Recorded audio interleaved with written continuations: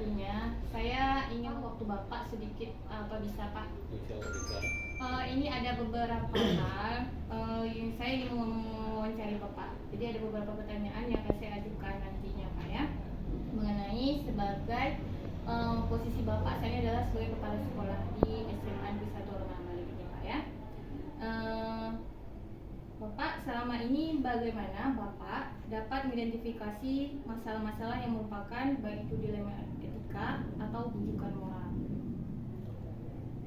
Jadi biasanya saya keliling ke lingkungan sekolah, ya kan, melihat keadaan dan situasi di sekolah.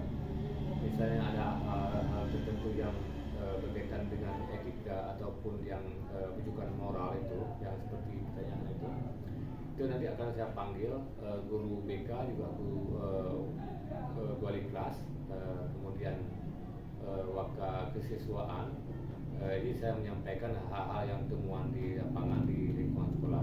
Kemudian saya suruh bina yang bersangkutan yang terlibat dalam masalah etika dan bujukan moral tadi. Baik Pak.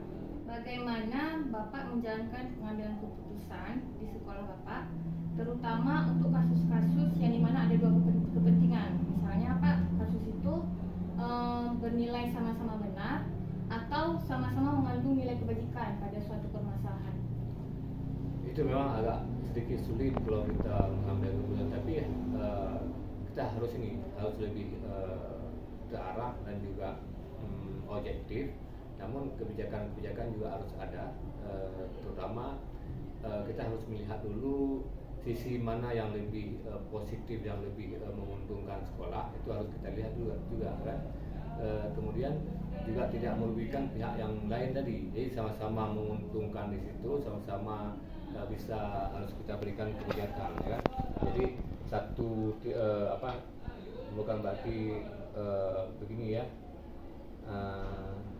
Kita mengambil yang terbaik lah kita bilang, ya. Yang satu tidak merasa dirugikan, yang satu lagi tidak merasa dimenangkan. Nah, jadi kita sama-sama membuat mereka lebih nyaman, ya. Nah, jadi tidak ada yang dirugikan.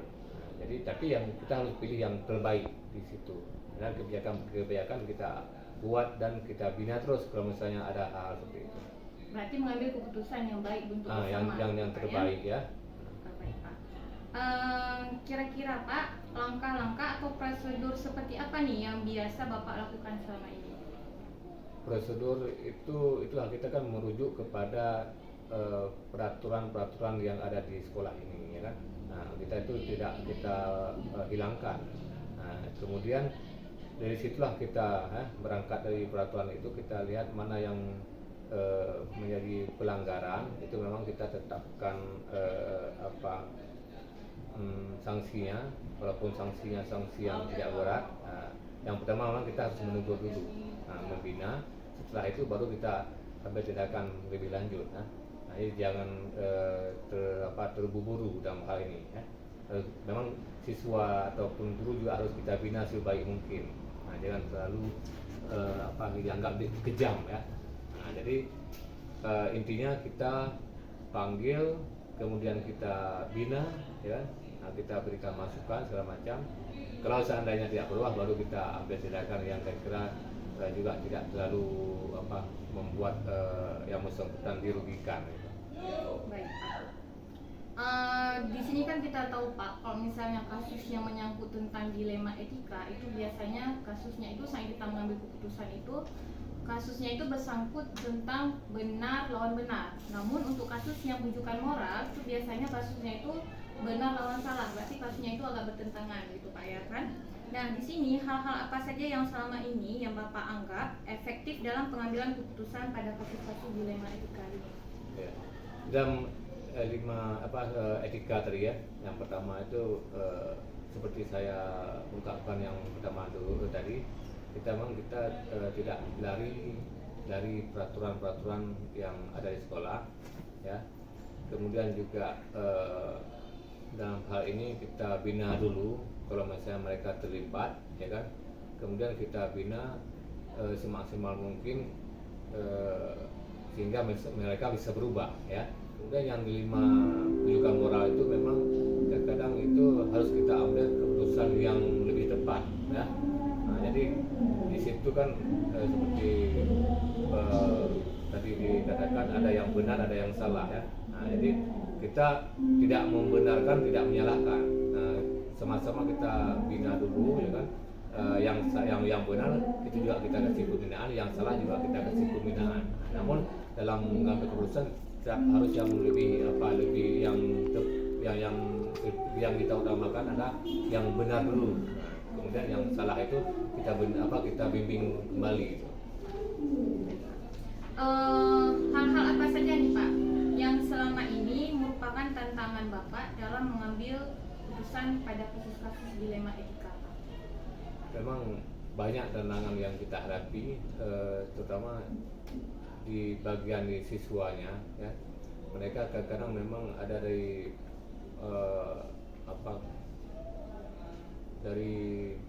keluarga-keluarga yang mungkin kurang perhatian di rumahnya kan. Kemudian juga kasus-kasus broken home itu ada juga kadang-kadang ya. Jadi agak sulit sedikit, tapi kita tidak menyerah. Di situ saja kita bina mereka semaksimal mungkin, kita beri motivasi kepada mereka supaya mereka bisa berubah, itu kan.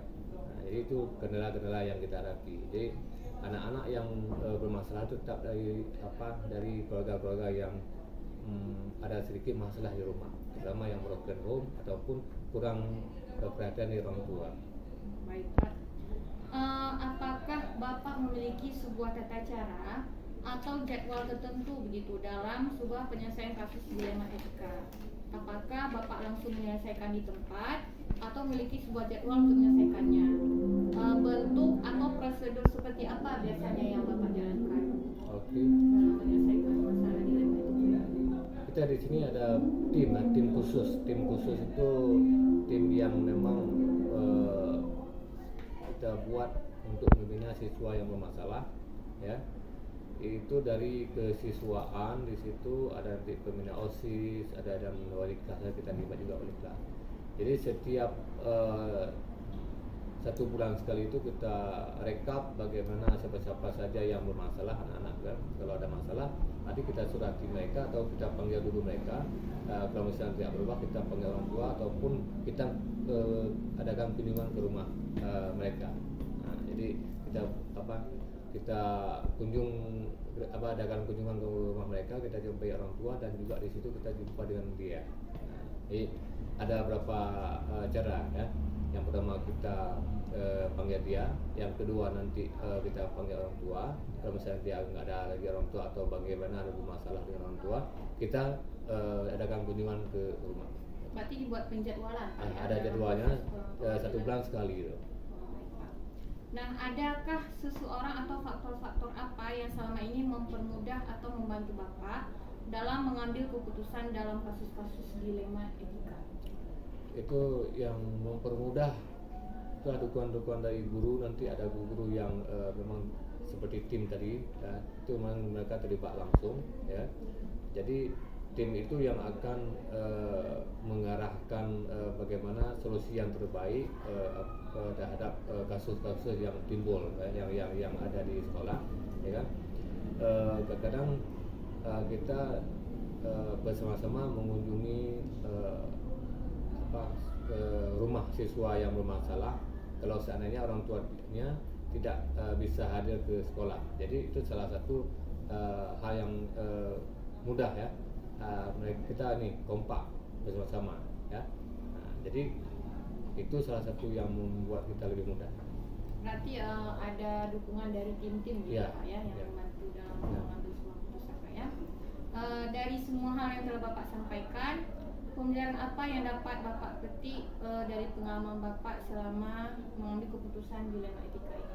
Nah, jadi dengan adanya tim tadi kita lebih mudah untuk mengambil keputusan solusi yang terbaik, karena memang kita sebelum melaksanakan itu rapat dulu dengan tim ya kan. Disitulah kita mendengar pendapat dari kawan-kawan, dari teman guru, kemudian keputusan bersama kita. Nah bagaimana langkah yang terbaik sehingga apa yang ingin kita selesaikan itu maksimal, jadi tercapai. Nah, seperti saya bilang tadi, jadi dengan bantuan tim-tim itu kita bisa memanggil siswa ataupun memanggil orang tua ataupun kita ke rumah siswa. Dengan hal ini alhamdulillah semua masalah terselesaikan dengan kita ambil keputusan bersama tadi, itulah yang 3 hal tadi. Ya. Nah, kalau ada siswa yang bermasalah kita panggil, kita bina, ataupun kalau perlu kita panggil orang tua. Kalau misalnya orang tua nggak bisa datang, kita ke rumah siswa. Jadi itulah hal-hal yang bisa kita lakukan. Adakah Pak misalnya pengalaman tertentu dalam Bapak mengambil keputusan begitu? Oh ya, pengalaman tertentu misalnya ada siswa yang bermasalah, ya kan? Apakah kita pindah atau tetap di sini? Tapi yang kita lebih utamakan, kita sebelum kita ambil keputusan yang lebih maksimal itu, kita bina dulu siswanya. Setelah kita bina siswanya juga nggak bisa terselesaikan, kita ambilkan kita ambil orang tua, kita mengambil keputusan bersama-sama. Berarti siswa ini lebih bagus pindah ke sekolah yang lain. Mungkin di sekolah yang lain itu dia akan lebih bagus segala halnya. Nah, mungkin dia memang nggak ada niat untuk sekolah sini, mungkin orang tua terlalu memaksa untuk dia sekolah, mungkin dia ada sekolah yang dia pilih ya, pilihan dia. Nah, jadi itulah keputusan yang kita ambil terkadang. Baik Pak, berarti memang harus dipikirkan proses penyelesaian lebih baik gitu Pak ya. Selama Bapak mengambil keputusan ini, ada nggak sih pembelajaran gitu yang selama Bapak hadapi kasus-kasus ini saat mengambil keputusan, ada nggak pembelajaran gitu ya? Ya, pembelajaran yang memang banyak karena nih setiap sekolah itu pasti ada siswa yang bermasalah itu. Nah, itu udah memang rahasia umum itu kan. Nah, kemudian ketika kita ambil keputusan itu memang seperti yang saya bilang tadi, memang ada siswa kenapa dia tidak mau maksimal atau sering tidak masuk di sekolah kita. Mungkin karena dia permintaannya bukan di sini. Nah, tapi karena orang tua terlalu memaksa anaknya masuk ke sekolah kita, ya mereka terpaksa ke sini tapi dia nggak maksimal. Kemudian ketika kita panggil orang tua, kita kupas apa permasalahan yang terjadi, sehingga muncullah yang sebenarnya. Itu kita sarankan kepada orang tua, ya kan, kalau bisa pindah saja karena mungkin dia memang nggak ada niat di sini. Jadi kalau misalnya dia mungkin dia lebih niat di SMK, berarti pindah kerja ke SMK. Ternyata setelah berapa minggu ataupun bulan kemudian memang terlihat bagaimana siswa itu di SMK itu memang ada kemajuan. Nah, jadi intinya kadang-kadang kita orang tua itu tidak boleh terlalu ego terhadap anak. Nah, jadi minat bakat siswa itu memang harus diperhitungkan, harus diperhatikan. Mungkin minat dia bukan di SMA tapi di SMK. Nah, atau dia nggak minat di SMK tapi minatnya di SMA. Jadi harus dipikirkan sejauh itu. Baik Pak, berarti dalam mengambil sebuah keputusan berarti kita benar-benar memikirkan apa yang terbaik gitu Pak ya. Apa yang terbaik untuk murid, apa juga yang terbaik untuk sekolah kita Pak ya. Baik Pak, terima kasih atas waktunya. Saya minta maaf Pak sudah mengganggu waktu Bapak ini. Saya ucapkan terima kasih Pak.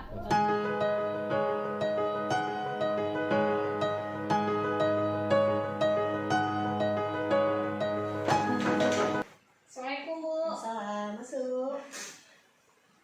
Bu, gini Bu, hari ini saya ingin melakukan wawancara kepada Ibu sebagai kepala sekolah dari Tika Kartika. Apakah Ibu memiliki waktu untuk saya wawancara? Insya Allah ada waktunya. Baik Bu, terima kasih Bu ya. Ini saya akan mengajukan beberapa pertanyaan yang memang dimana Ibu sebagai seorang pemimpin gitu ya. Ada beberapa pertanyaan yang menyangkut tentang dilema etika dan kehidupan moral. Namun pertanyaan ini nanti akan lebih berkaitan dengan dilema etika. Bu, selama ini bagaimana Ibu dapat mengidentifikasi jika ada masalah-masalah yang merupakan dilema etika atau rujukan moral? Apabila kasus tersebut melanggar hukum atau sudah terjadinya perlawan salah, namun jika masih bisa dikatakan benar lawannya masalah tersebut adalah dilema etika. Oh, berarti dilihat dulu masalahnya Iya, ya, apakah masalahnya itu seperti benar-benar apa, atau atau salah. benar salah. Berarti kalau benar lawan benar, berarti itu termasuk ke dilema etika gitu ya. Baik Bu. Nah selama ini Bu kan, bagaimana Ibu menjalankan pengambilan keputusan di sekolah Ibu ini, terutama untuk kasus-kasus di mana ada dua kepentingan yang sama-sama benar atau sama-sama mengandung nilai kebajikan. Kita lihat dulu dari sudut permasalahannya apa, terus kita kemudian menimbang secara matang mana yang benar atau menguntungkan banyak orang atau tidak dapat dirugikan dari satu pihak. Berarti melihat dulu tidak ada yang dirugikan Iya, dari permasalahannya gitu Iya, ya. dari kedua pihak. Baik. Langkah-langkah atau prosedur seperti apa nih yang bisa Ibu lakukan selama ini? Menanyakan dulu kepada orang tua terdekat atau berdiskusi dengan warga sekolah atau gimana, terus kita bisa memutuskan dan mengambil solusinya gimana. Berarti mufakat dulu gitu Mufakat ya. dulu. Terus Bu, hal-hal apa saja nih yang selama ini Ibu anggap efektif dalam mengambil sebuah keputusan pada kasus-kasus yang menyangkut tentang dilema etika ini Bu? Kita sesuaikan dengan peraturan atau norma yang berlaku, serta menggunakan kepentingan umum solusi bermanfaat orang yang terbaik secara istilahnya jangka panjang. Berarti dilihat dulu Bu ya, maksudnya efek dari pengambilan keputusan ini Bu ya. Iya. Baik Bu. Nah, apakah Ibu memiliki sebuah tata cara atau jadwal tertentu gitu dalam sebuah penyelesaian kasus dilema etika? Apakah misalnya Ibu langsung menyelesaikan di tempat tersebut atau memiliki sebuah jadwal untuk menyelesaikannya? Kira-kira bentuk atau prosedur seperti apa nih yang biasanya Ibu jalankan? Kalau misalnya kita bisa mengambil keputusan langsung kita ambil hari itu, atau bisa juga kita mengambil keputusan dari antara kedua pihak, misalnya dari item-item yang tadi, gitu. Misalnya ada 3 buah langkah-langkah. Berarti ada prosedurnya gitu Bu ya. Namun kalau misalnya bisa diselesaikan hari itu, bisa langsung hari itu Ya, langsung hari itu terus. kita selesaikan. Namun jika memang dibutuhkan waktu tertentu, berarti dibuat penjadwalan gitu ya. ada jadwal. Oh, baik Bu. Nah Bu, adakah seseorang atau faktor-faktor apa yang selama ini yang mempermudah atau membantu Ibu dalam mengambil keputusan dalam kasus-kasus dilema etika? Kalau menurut Ibu, jika masalah itu berat, bisa melakukan sesuai dengan langkah-langkah tersebut, dan juga bisa kita sebut ada beberapa Berarti ini Bu dalam mengambil keputusan Ibu ada melibatkan orang lain begitu Bu? bisa jadi melibatkan orang lain. Kalau memang masalahnya membutuhkan gitu ya. Kalau bisa diselesaikan, kita selesaikan. Baik Bu. Nah dari semua hal yang telah Ibu sampaikan tadi, pembelajaran apa yang dapat Ibu petik dari pengalaman Ibu mengambil sebuah keputusan dilema etika ini Bu? Dari yang mana tadi kita ambil solusi mana yang terbaik. Amin. Untuk dalam satu pertimbangan juga dijadikan permasalahannya mana yang lebih bijak. Berarti melihat dulu Bu ya. Iya. Jadi dalam mengambil keputusan itu memang harus benar-benar bijak Bu. Proses kedepannya begitu nanti Bu ya. Baik Bu, hanya ini saja Bu pertanyaan dari saya Bu ya. Kira-kira Bu, pengalaman apa begitu yang paling menarik bagi Ibu saat mengambil sebuah keputusan? Itu kalau kita bisa bilang kebijakannya, kita timbang dulu masalahnya apa, terus kita komunikasi juga sama wali muridnya. Berarti dikomunikasikan ya. Baik Bu, ini Bu sudah selesai Bu, pertanyaannya sudah terjawab semua. Bu terima kasih atas waktunya Bu ya. Saya minta maaf kalau ada salah kata tadi dalam bertanya Bu ya. Saya permisi dulu.